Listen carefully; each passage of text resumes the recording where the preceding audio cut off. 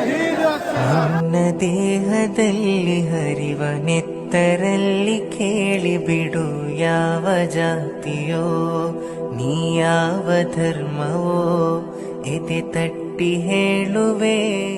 ನಾ ಮಾನವವೋ ಮನೆಯ ಭಾರವೆಲ್ಲ ಹೊತ್ತು ಪ್ರೀತಿ ಮಾತ್ರ ಬಯಸುತ್ತಿತ್ತು ಮುಗ್ಧ ಜೀವವು ಯೌವನದ ಭಾವವು ಕೊಂದು ಬಿಟ್ಟರು ನರಸತ್ತ ಮನುಜರು ಕನ್ನಡನ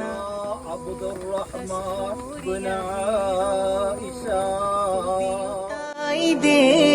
ಸುಖ ಶಾಂತಿ ಇಲ್ಲದೆ